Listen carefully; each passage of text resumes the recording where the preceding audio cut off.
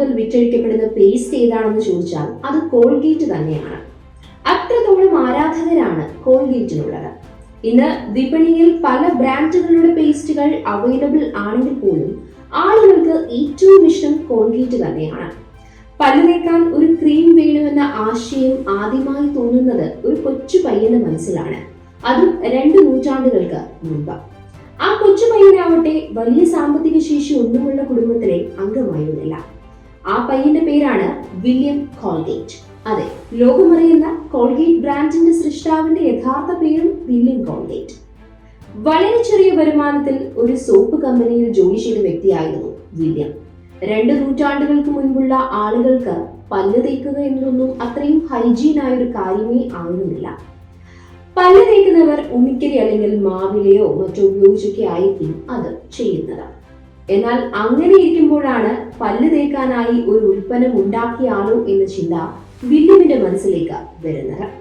അങ്ങനെ സോപ്പ് കമ്പനിയിൽ നിന്നും ചില കെമിക്കലുകളൊക്കെ ശേഖരിച്ച് ആ കമ്പനിയുടെ ഒരു മൂലയിൽ പോയി ഈ കെമിക്കലുകളെല്ലാം ചേർത്തുകൊണ്ട് കൈകൊണ്ട് തന്നെ കുഴച്ച് ഒരു ക്രീം പരുവത്തിൽ ഒരു വസ്തു ഉണ്ടാക്കിയെടുത്തു. വില്യമിന്റെ പ്രവൃത്തി വിജയം കണ്ടു.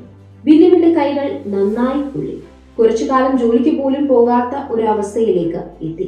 ആളുകൾ അവനെ പരിഹസിക്കുവാൻ തുടങ്ങി. എന്നാൽ ആ പരിഹാസങ്ങൾ പിന്നീട് വിജയത്തിലേക്കാണ് എത്തിച്ചേർന്നത്.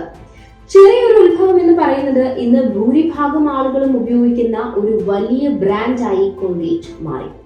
റോബോട്ട് കോൾഗേറ്റിന്റെയും ഭാര്യ സാറയുടെയും മകനായാണ് വില്യം ജനിക്കുന്നത്. മേരി ഗിൽബർട്ട് എന്നൊരു പെൺകുട്ടിയായിരുന്നു കോൾഗേറ്റ് വിവാഹം കഴിച്ചത്. മികച്ച ഒരു മനുഷ്യ സ്നേഹി കൂടിയായിരുന്നു കോൾഗേറ്റ് എന്ന് നമുക്ക് മനസ്സിലാക്കാൻ സാധിക്കും.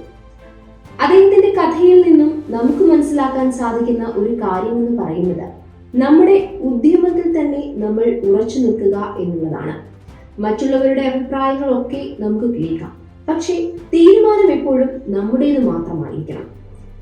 പലരും പലതവണയായി പരിഹസിച്ചപ്പോഴും കളിയാക്കിയപ്പോഴും അദ്ദേഹം തന്റെ തീരുമാനത്തിൽ നിന്ന് മാറിയിരുന്നുവെങ്കിൽ ഇന്ന് കോൾഗേറ്റ് എന്നൊരു ബ്രാൻഡ് ഉണ്ടാവില്ലായിരുന്നു. എത്രയോ പതിറ്റാണ്ടുകളായി നമ്മുടെ എല്ലാം വിശ്വാസം കൈമുതലാക്കിയ ബ്രാൻഡാണ് കോൾഗേറ്റ്.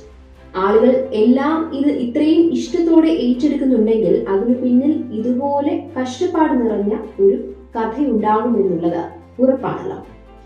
ഇത്തരത്തിൽ വിജയിച്ച ഏതൊരാൾക്കും പറയാനുണ്ടാവുക കഷ്ടപ്പാടിന്റെ ഒക്കെ കഥകൾ തന്നെയായിരിക്കും, അല്ലെ?